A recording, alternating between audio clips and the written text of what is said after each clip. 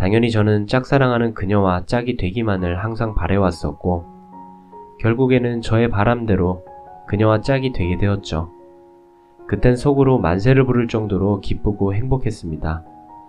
하지만 그건 저 혼자만의 이기적인 행복이었습니다. 그녀가 저에게 대놓고 비난하거나 무시하지는 않았지만 시험지를 건네어주다 실수로 그녀와 손이 닿고 말았습니다. 그녀는 얼른 피하듯이 손을 빼더니 더럽고 짜증이 난다는 듯이 행동을 하더라고요. 저는 정말 그 사건으로 인해서 아직까지 잊지 못할 큰 상처를 받게 되었고요. 그날 이후 성인이 되어서까지 트라우마가 생겨 30 초반이 될 때까지 여자에 대한 거부감으로 단 한 번의 연애도 하지 않고 살아왔습니다. 물론 여자를 만날 수 있는 기회가 없진 않았어요. 다행히 나이가 들면서 점점 외모도 자신감이 붙어갔고 나름대로 저와 사귀고 싶다던 여자들도 있었으니까요. 하지만 학창시절 그 일이 있고 나서부터는 제 마음이 굳게 닫혀버려서 열릴 생각을 하질 못하고 있었습니다. 저는 몇 년 전만 해도 그냥 이렇게 편하게 혼자 살다 가버리려고 했습니다. 직업에 대한 자부심도 있었고 굳이 결혼에 대한 필요성도 느끼질 못했었거든요. 남들처럼 집안이 화목하거나 금수저로 태어나지 못해서 가족에 대한 정도 없었고 요즘에는 일부러 결혼을 하지 않고 살아가는 사람들도 많은 시대니까요. 미래에 대한 생각도 없었고 그냥 그저 그런 하루하루를 지내왔습니다. 그러다 무거운 몸을 이끌고 여느 때와 같이 회사로 출근을 했는데요. 그런데 사무실은 집기 하나 없이 텅텅 비어있는 걸 보고 이상하다 했습니다. 5년 동안 다닌 회사였기에 난데없이 이게 무슨 일인가 싶어서 제가 혹시 꿈을 꾸고 있는 건가 라는 생각으로 머리가 멍했고 망치로 얻어맞은 기분이었죠. 황당해서 급한 마음에 전화기를 꺼냈는데 뒤이어서 직원들이 하나둘 출근을 하더라고요. 정신 차리고 직원들에게 어찌 된 거냐고 물으니 사장이 기어코 직원들 임금을 다 떼어먹고 야반도주를 했던 겁니다. 그 당시 저희 회사는 인테리어를 전문적으로 하는 작은 회사였는데 솔직히 이 업계가 많이 불안정했습니다. 하지만 5년이란 시간 동안 동거동락했던 제게 아무런 말 한마디 없이 이렇게 도망가 버렸다는 게 너무 충격적이고 배신당한 기분이었습니다. 월급을 조금 떼인 거라면 크게 상관이 없었겠죠. 하지만 회사 대표와는 형 동생 하면서 제가 부사장 직함을 달고 있었고 공사했던 곳에서 대금 지급이 갑자기 미뤄졌다면서 급하게 융통한다며 제게 3천만 원을 차용해 갔던 상황이었습니다. 남들에겐 적다면 적은 돈이겠지만 제겐 정말 큰 돈이었고 그 충격이 어마어마했죠. 게다가 돈도 돈이지만 제 성격에 모든 사람을 기피하면서도 외동인 제게 거의 유일하게 친형 같았던 사람이 저를 배신하게 된 거였으니 그 충격은 말로 표현을 못할 정도였죠. 그리고 직원들의 불똥은 갑자기 저를 향해 튀기 시작했습니다. 제게 이게 어떻게 된 거냐고 물어보면서 급기야 절 다그치며 몰아붙이기 시작했고요. 저는 이러다가 공범으로 몰려서 큰일이 한번 나겠다 싶었습니다. 그래서 저는 직원들에게 일단 빚쟁이들이 올지도 모르니까 경찰에 신고부터 하자고 얼른 설득하고 신고를 하게 되었죠. 그리고서 몇 주가 지나도록 사건은 진척이 없었습니다.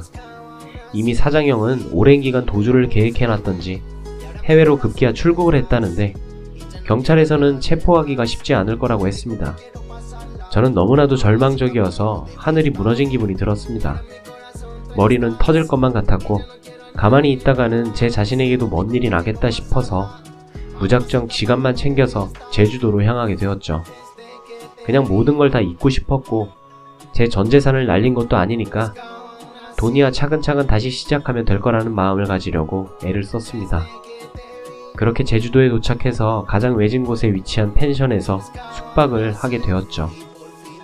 사실 그때는 아무리 마음을 차분하게 먹으려고 애써봤지만 도저히 정신이 온전할 수가 없었어요.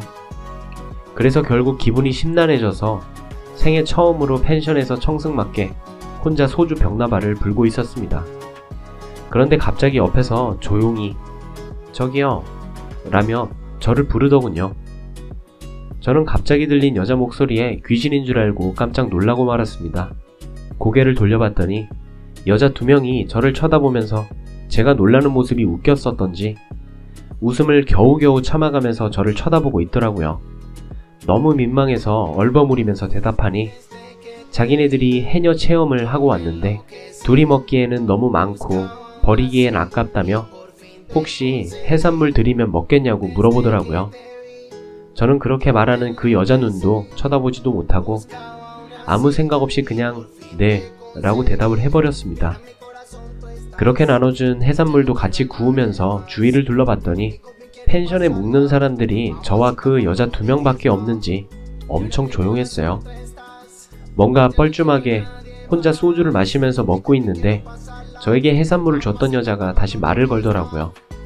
제주도에 혼자 여행 온 거냐고, 너무 낭만적인 거 아니냐고 하면서 혼자가 심심하면 자기네랑 같이 합석해서 마시는 거 어떻겠냐고 묻더라고요. 평소에 저였다면 절대 꿈도 꾸지 못했을 겁니다. 그런데 솔직히 말해서 어릴 적 짝사랑했던 여자 이후로 처음 제 눈에 쏙 들어오는 여자였습니다. 게다가 술까지 마셨으니 조금 취한 상태에서 나온 용기가 저를 도와줬던 것 같습니다.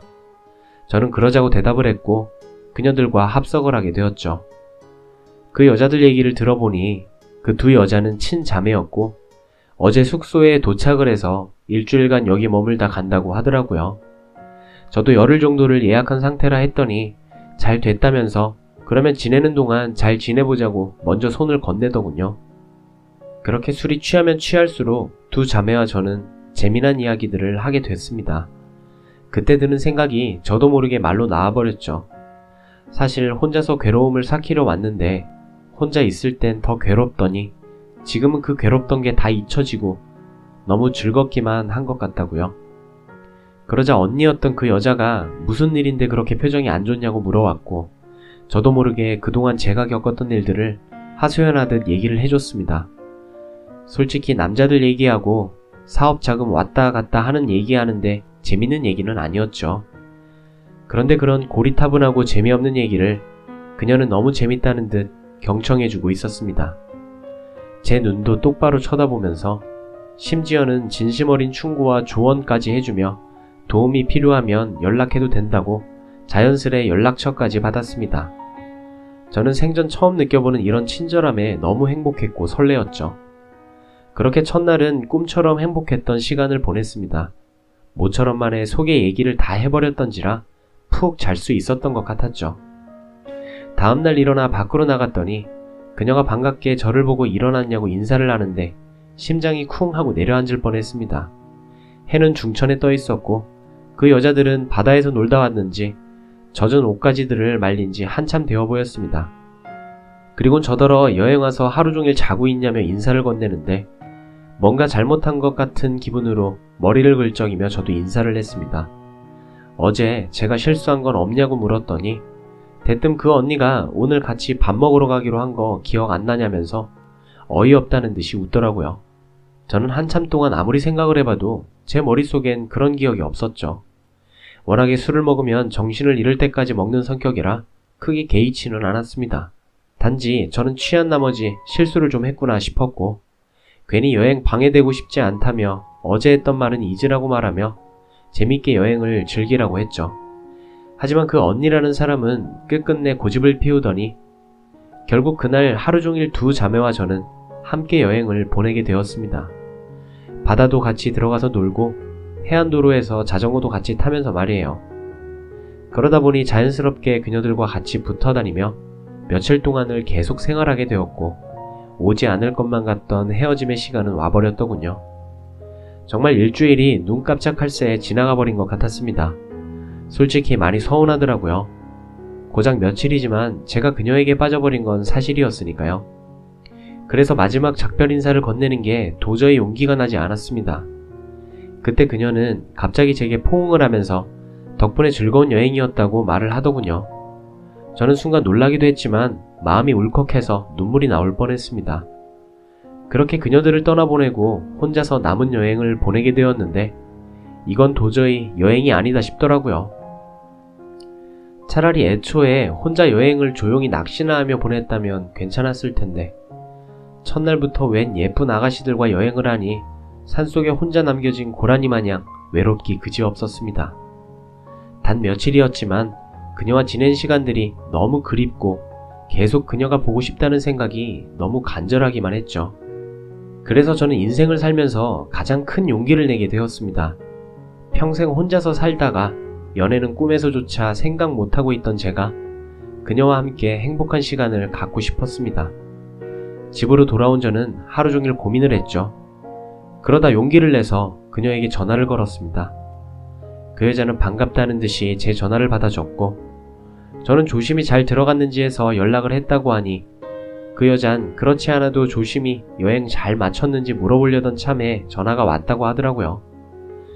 그렇게 몇 마디로 시작돼서 통화 시간은 1시간에 달하고 있을 때 저는 용기를 낸 김에 단도직입적으로 말했습니다. 시간 괜찮으면 밥이나 먹겠냐고 물었죠. 그런데 이 여자가 잠깐의 고민도 없이 그러자고 대답을 했고 약속을 잡은 뒤에 통화를 끊게 됐습니다.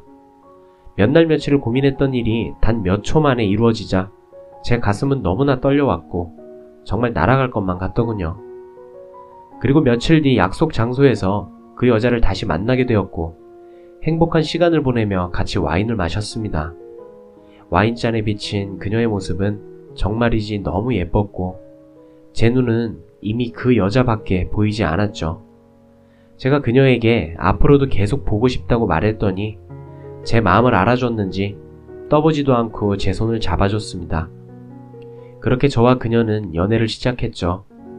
남들에겐 힘들다고 하던 장거리 연애가 저에게는 너무나 행복한 나날이었습니다. 아무리 멀다 한들 그녀를 보고 싶을 때 볼 수 있다는 건 제게는 세상 그 무엇과도 바꿀 수 없는 든든한 버팀목이었습니다.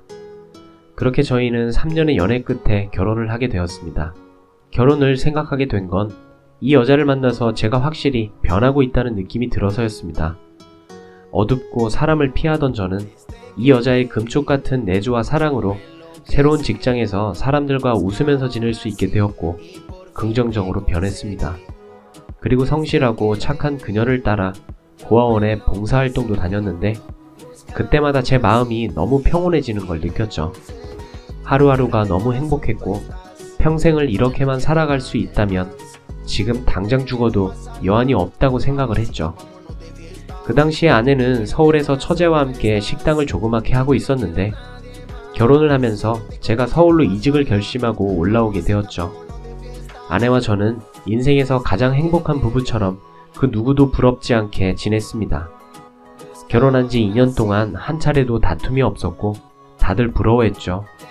그러다 제가 다니던 회사가 어음을 막지 못하고 또다시 부도가 나버리는 바람에 저는 또다시 일자리를 잃게 되었습니다.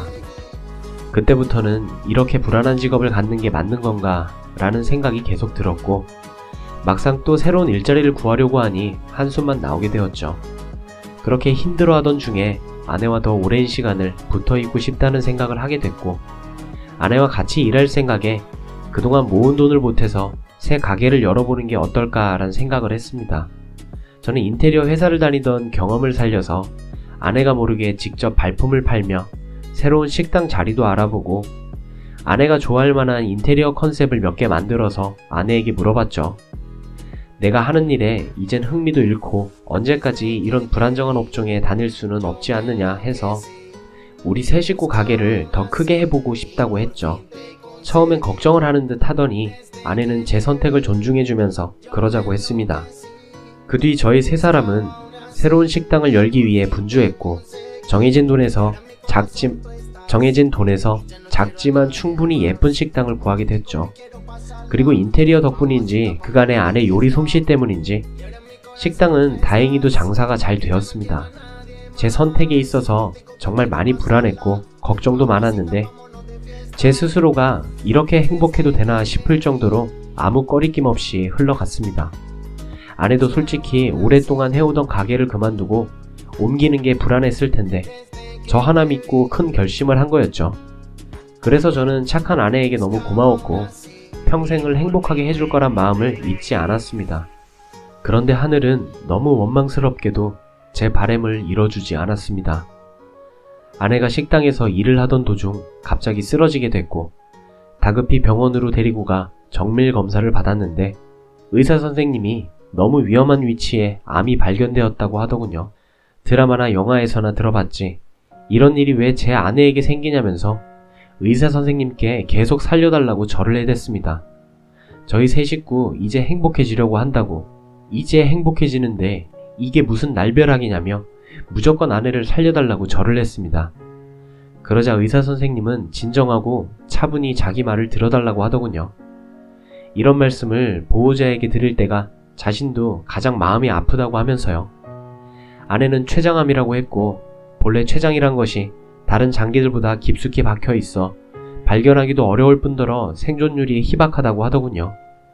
저는 그 말을 듣는데 아내를 처음 만난 제주도의 밤이 떠올랐고 그간 행복했던 아내와의 추억들이 주마등처럼 지나가는데 저도 모르게 의사 선생님을 부여잡고 대성통곡을 하고 말았습니다. 아내에게 이 모든 사실을 솔직하게 털어놔야 한다는 것이 너무 어려웠습니다. 하지만 저보다도 잘 아는 아내는 저를 보자마자 눈치를 채더라고요. 제가 너무 울어대서 알아본 건지 뭔가 눈치채고 알아본 건지 모르지만 한참을 머뭇거리다 저는 들은 사실 그대로 말해줬습니다. 눈도 팅팅 부은 마당에 이야기를 돌려서 말할 자신도 없었습니다. 그러자 아내는 괜찮은 척 웃어 보였고 오히려 저를 위로해주면서 말했습니다. 췌장암이 그래도 암세포 중에 발견하기 제일 어렵다고 하던데 어떻게 발견이 됐네? 그래도 수술이라도 받을 수 있는 게 어디야? 그리고 나 당신 만나서 너무 행복했어. 생존율 희박한 건 잘 알고 있지만 그래도 지금 당신이랑 헤어지기엔 너무 아쉽다. 나도 살아보려고 열심히 힘낼 테니까 당신이 내 옆에서 꼭 힘이 돼줘. 그 말을 듣는 순간 제가 너무 부끄럽고 아내에게 미안했습니다. 정작 아픈 아내는 저렇게 용기를 내서 힘을 내려고 하는데 저부터 무너질 수가 없었죠. 처가댁에 연락을 해서 이 사실을 말씀드렸고 장인 장모님 그리고 처제는 아내에게 찾아와서 미친 듯이 펑펑 울었습니다. 그러자 친정 엄마를 본 아내도 그동안 참았던 눈물이 터진 건지 제 앞에서 꾹꾹 참았던 눈물이 쉴 새 없이 흘러나왔습니다. 그 모습을 차마 계속 보고 있자니 가슴이 달아 없어질 것 같아 나와버렸죠. 그렇게 아내는 항암 치료를 시작하게 되었고 날이 가면 갈수록 머리도 빠지고 야위어가는 아내를 보고 있으니 모든 게 너무 원망스럽기만 했습니다.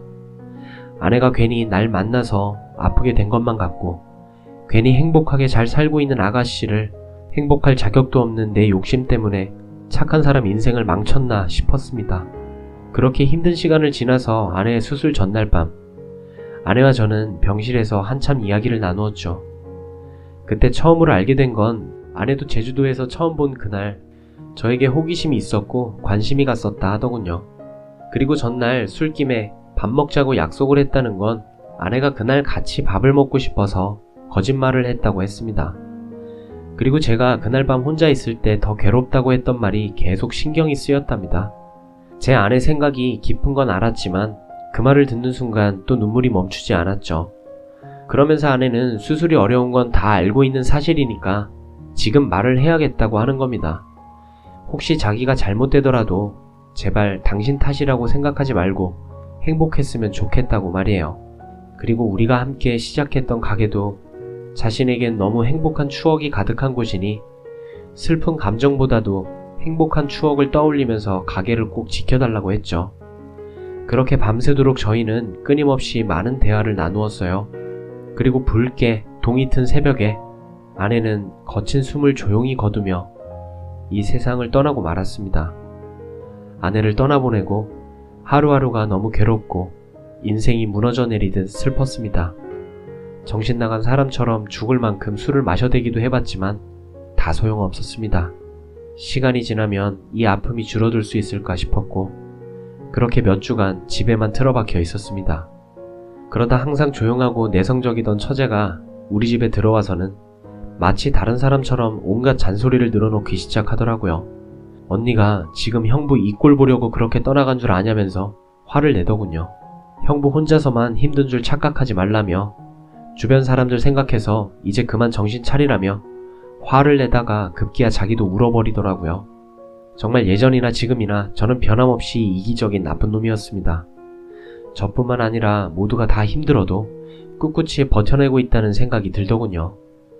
저는 울고 있는 처제에게 다가가서 저도 같이 울면서 미안하다고 연신 얘기했어요. 그러다 처제와 함께 밖으로 나가서 같이 술 한잔하며 이야기를 나누게 됐습니다. 가게는 이렇게 계속 문을 닫아둘 거냐고 처제가 먼저 물어보더라고요. 솔직히 아내 생각이 미쳐버릴 것 같아 가게에 들어서는 것조차 할 수가 없었습니다. 처제도 언니 생각에 자신도 가게는 근처에도 못 가겠다며 어떻게 해야 좋을지 모르겠다고 하더라고요. 근데 아내가 제게 했던 말을 처제에게도 똑같이 했더라고요. 아내는 처제에게 마지막 부탁인데 그래도 형부랑 둘이 가게 할 때가 가장 행복했다고, 그러니 가게 팔지 말고 계속 이어갔으면 좋겠다고 했답니다. 사실 아내가 왜 그렇게 가게에 집착하는지 그 이유를 저도 잘 알고 있습니다. 아내는 처제와 둘이 식당을 할 때부터 환경이 어려운 보육시설 아이들과 노인에게 무료급식을 주고 있었는데 식당을 팔아버리지 말고 계속 저희에게 하라는 이유는 그 무료급식을 주던 걸 멈추지 않기를 바래서 그랬던 겁니다. 아마 제가 생각하기에 이렇게 남편 복 없고 착한 여자는 세상에 둘도 없을 겁니다. 그렇게 처제와 저는 아내의 작은 희망을 이어나가기 위해서 결심을 했고 다음날 식당 정리부터 하기 위해 가게로 나갔습니다. 그런데 몇 주간 주인 없이 비어져 있던 가게였는데도 구석구석 너무 깔끔하게 청소가 되어 있었습니다. 그리고 카운터에 놓여진 아내의 편지를 읽자마자 아내 생각에 또 눈시울을 붉히고 말았죠. 아내는 가족들과 저에게 너무 많이 미안하답니다. 제게는 평생을 행복하게 함께 지내고 싶었고 같이 흰머리 뽑아주며 살고 싶었고 절 닮은 아이도 낳아서 행복한 미래를 꿈꿨는데 먼저 가게 돼서 마음이 너무 아프다네요. 아내는 자기를 대신해서 어려운 사람들에게 도움을 주면 좋겠다고 했습니다. 그리고 늘상 저를 챙겨주는 것처럼 조언도 잊지 않았습니다. 당신 자책하지 말고 세상에 주어진 것 그대로 감사하게 느끼면서 주변 사람들에게 먼저 베풀다 보면 우리는 금방 다시 만나게 될 거야. 여보, 고마웠어요. 처제와 저는 그 편지를 읽고 또 한바탕 울어버렸죠. 그 후론 아내의 바램대로 처제와 제가 장사를 다시 시작했습니다. 이제는 예전보다 조금은 더 편해진 처제와 열심히 하루하루를 보내고 있습니다.